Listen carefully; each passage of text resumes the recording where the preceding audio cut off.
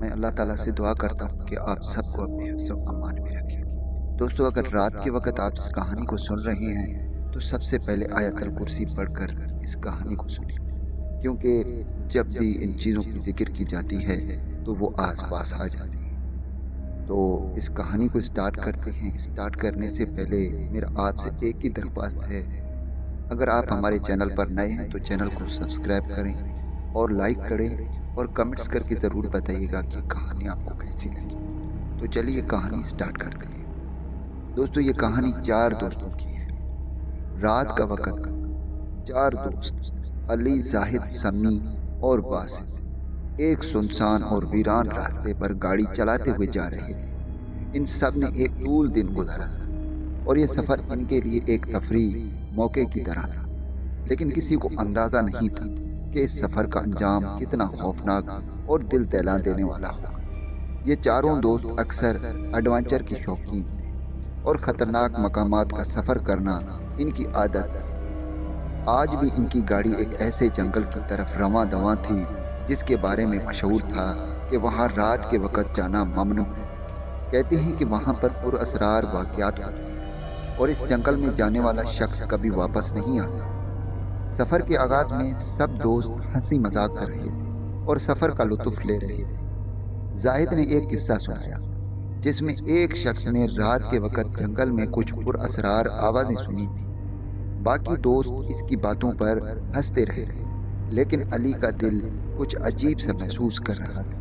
اسے اندر ہی اندر خوف محسوس ہو رہا تھا، لیکن اس نے اپنے دوستوں کو کچھ نہ بتایا۔ تھوڑی دیر بعد گاڑی ایک راستے پر پہنچ گئی جہاں درخت بہت گھنے اور لمبے تھے۔ علی نے گاڑی روک کر باقی دوستوں سے پوچھا، کیا واقعی آگے جانا چاہیے؟ یہ سب نے ہاں میں جواب دیا اور کہا، خوف زدہ ہونے کی کوئی ضرورت نہیں۔ جنگل میں داخل ہوتے ہی ایک سرد ہوا چلنے لگی۔ چاروں دوستوں کے دل میں خوف کا ایک ہلکا سا احساس بیدار ہوا، لیکن سب نے ایک دوسرے کی حوصلہ افزائی کرتے ہوئے آگے بڑھنے کا فیصلہ کیا۔ گاڑی آگے بڑھتی گئی اور درختوں کا سایہ گاڑی پر پڑنے لگا۔ ایسا لگ رہا تھا جیسے جنگل میں ایک عجیب سا سکوت چھایا ہوا ہے۔ اچانک سمی نے گاڑی کی کھڑکی سے باہر دیکھتے ہوئے کہا، کیا تم لوگوں نے وہ سایہ دیکھا؟ باقی تینوں نے فوراً باہر جھانکا، مگر انہیں کچھ نظر نہ آیا۔ باسط نے مذاق میں کہا، یار سمی، تو ہمیشہ ڈرانے کی باتیں کیوں کرتا ہے؟ کچھ نہیں ہے یہاں، بس درخت اور ہوا ہے۔ لیکن سمی کو یقین تھا کہ اس نے کچھ دیکھا ہے۔ تھوڑا آگے جا کر اچانک گاڑی کا انجن بند ہو گیا۔ علی نے بار بار کوشش کی، لیکن گاڑی سٹارٹ نہ ہوئی۔ سب کے چہروں پر خوف نمایاں ہو گیا تھا۔ علی نے کہا شاید ہمیں واپس جانے کا وقت آ گیا ہے، لیکن زاہد نے ضد کی کہ وہ اس پراسرار جنگل کو مکمل طور پر دیکھنا چاہتا ہے۔ تبھی سمی نے ایک عجیب سی آواز سنی، جیسے کوئی مدد کے لیے پکار رہا۔ آواز بہت ہلکی تھی مگر صاف سنائی دے رہی تھی۔ وہ سب حیران تھے کہ ایسی جگہ میں یہ آواز کہاں سے آ رہی ہے۔ زاہد نے کہا کہ آؤ اس آواز کا پیچھا کرتے ہیں۔ علی نے منع کیا، مگر زاہد اور باسط ضدی تھے اور وہ اتر کر آواز کی سمت میں چل پڑے۔ کچھ دیر چلنے کے بعد وہ چاروں دوست ایک ویران جگہ پر پہنچ گئے جہاں درختوں کی شاخیں جھکی ہوئی تھیں اور ہر طرف اندھیرا چھایا ہوا تھا۔ اچانک ایک چیخ سنائی دی اور سمی نے محسوس کیا کہ کوئی اس کا ہاتھ پکڑ کر کھینچ رہا ہے۔ باقی تینوں نے اس کا پیچھا کرنے کی کوشش کی، لیکن کچھ نظر نہیں آ رہا تھا۔ سمی چیخیں مارتا رہا اور پھر اچانک خاموش ہو گیا۔ جب باقی تینوں نے ٹارچ جلائی تو سمی وہاں موجود نہیں تھا۔ یہ منظر دیکھ کر سب کے ہوش اڑ گئے۔ علی نے کانپتی آواز میں کہا، یہ جگہ بہت خطرناک ہے، ہمیں فوراً یہاں سے نکلنا چاہیے۔ اب زاہد اور باسط بھی خوف زدہ ہو چکے تھے۔ وہ دونوں علی کے ساتھ واپس گاڑی کی طرف دوڑنے لگے، لیکن جیسے ہی وہ گاڑی کے پاس پہنچے، گاڑی کے مناظر بدل چکا تھا۔ گاڑی پر خون کے نشانات تھے اور اندر ایک پراسرار تحریر لکھی ہوئی، یہ جنگل تمہارے لیے نہیں تھا، تمہیں یہاں آنا نہیں چاہیے۔ زاہد نے ہمت کرتے ہوئے تحریر کو نظر انداز کیا اور کہا، شاید یہ کوئی مذاق ہے۔ لیکن تبھی ان کے ارد گرد ہلکی ہلکی سرگوشی شروع ہو گئی، جیسے درخت، ہوا اور زمین سب ان سے کچھ کہنا چاہ رہے ہیں۔ علی نے جلدی سے گاڑی اسٹارٹ کرنے کی کوشش کی، مگر پھر گاڑی کا انجن بھیانک آوازیں نکالنے لگا۔ اچانک باسط کی نظر پیچھے کی سیٹ پر پڑی، جہاں سمی کا موبائل رکھا تھا، لیکن سمی خود نہیں تھا۔ علی نے گاڑی کو ایک آخری بار اسٹارٹ کرنے کی کوشش کی۔ جیسے ہی گاڑی نے حرکت کی، زاہد کو لگا کہ کسی نے اس کا کندھا پکڑ لیا ہو۔ باسط اور علی خوفزدہ ہو کر زاہد کی طرف دیکھنے لگے، لیکن زاہد کی آنکھیں خالی اور چہرہ زرد ہو چکا تھا۔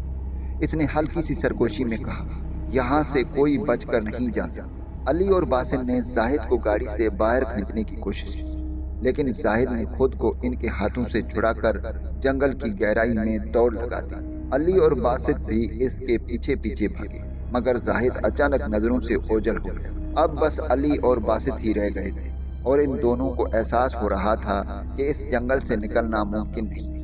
جیسے ہی وہ راستہ تلاش کرنے لگے، ایک چھوٹا سا سایہ ان کے سامنے نمودار ہوا۔ وہ سایہ ان کی طرف بڑھنے لگا۔ جیسے ہی وہ قریب آیا، علی نے دیکھا کہ یہ کوئی انسان نہیں بلکہ ایک شیطانی مخلوق۔ وہ مخلوق ان دونوں کے قریب آ گئی اور ہنس کر کہنے لگی، یہ میرا جنگل ہے، یہاں آنے والا کبھی واپس نہیں جا سکتا۔ تم لوگوں نے میری حدود کے خلاف ورزی کی ہے، اب تمہیں میری دنیا کا حصہ بننا ہوگا۔ علی اور باسط چیختے ہوئے پیچھے ہٹ گئے، مگر ان کے قدم جم چکے تھے۔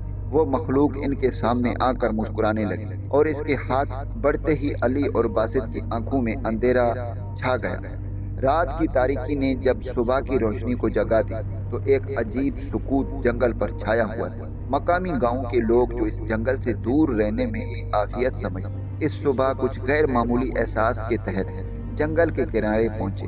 کچھ چرواہوں نے ایک رات پہلے جنگل سے عجیب سی چیخیں اور پر اسرار آوازیں سننے کی باتیں کی، اور اس لیے اب وہ اس بات کی تصدیق کرنا چاہتے تھے کہ آخر وہاں کیا ہوا تھا۔ وہاں پہنچ کر ان کی نظریں ایک ٹوٹی پھوٹی گاڑی پر پڑی جو کیچڑ اور خون میں لت پت تھی۔ گاڑی کے دروازے کھوکھلے تھے اور اندر بیٹھنے والے 4 دوستوں کا کوئی نشان نہ تھا۔ مقامی لوگوں کو فوراً احساس ہوا کہ کوئی غیر معمولی حادثہ پیش آیا ہے۔ ان کی سانسیں تھم گئیں اور خون ان کے چہروں پر صاف دکھائی دے رہا تھا۔ گاڑی کے اندر جھانکتے ہی ان کی نظریں ایک چھوٹی سی کاغذ کے ٹکڑے پر پڑی۔ کاغذ پر سرخ رنگ سے لکھا تھا۔ یہ تحریر ایسی تھی جیسے کسی نے وارننگ دی ہو کہ جو بھی یہاں آیا اسے اپنے وجود کی قیمت چکانی پڑی۔ مقامی لوگ کاغذ کے اس پیغام کو دیکھ کر کانپنے لگے اور فوراً پیچھے ہٹ گئے۔ جب گاڑی اور خون آلودہ تحریر کے بارے میں گاؤں میں خبر پھیل گئی تو لوگوں میں خوف و ہراس اس طرح پھیل گیا، ہر کوئی یہی بات کر رہا تھا کہ 4 نوجوان دوست اس جنگل میں گئے تھے اور پھر کبھی واپس نہ آ سکے۔ ان کی گمشدگی ایک معمہ بن گئی جیسے آج تک کوئی حل نہیں کر سکا۔ یہ واقعہ گاؤں میں ایک زندہ کہانی بن گیا اور بچوں کو ہمیشہ اس جنگل سے دور رہنے کی تنبیہ کی جاتی ہے۔ کہا جاتا ہے کہ ان 4 دوستوں کی روحیں اب اس جنگل میں بھٹک رہی ہیں۔ گاؤں کے بزرگوں کے مطابق انہوں نے کئی بار رات کے وقت جنگل سے آتی چیخیں اور سرگوشیاں سنی، جیسے کوئی مدد کے لیے پکار رہا ہو۔ کبھی کبھی گاؤں والے جنگل کے قریب آتے تو انہیں گاڑی کے اندر سے سمی کے موبائل کی روشنی جھلملاتی نظر آتی، مگر جب کوئی قریب جاتا تو وہ روشنی غائب ہو جاتی۔ مقامی لوگوں نے اس جنگل کا نام خوفناک جنگل رکھ دیا۔ اب یہ جگہ مقامی لوگوں کے لیے ایک خوفناک یاد بن چکی ہے، جہاں جانے کی ہمت کوئی نہیں کرتا۔ گاؤں کے بزرگ کہتے ہیں کہ یہ جنگل اپنے اندر کئی راز چھپائے ہوئے ہیں، اور جو بھی اس کے قریب گیا وہ ہمیشہ کے لیے غائب ہو گیا۔ آج بھی رات کے وقت اس جنگل کے قریب سے گزرنے والے لوگ اکثر پراسرار سرگوشیاں، بھٹکنے والی روشنیوں اور سایوں کا ذکر کرتے ہیں۔ کہتے ہیں کہ یہ وہی 4 دوست ہیں جو اب اس جنگل کا حصہ بن چکے ہیں۔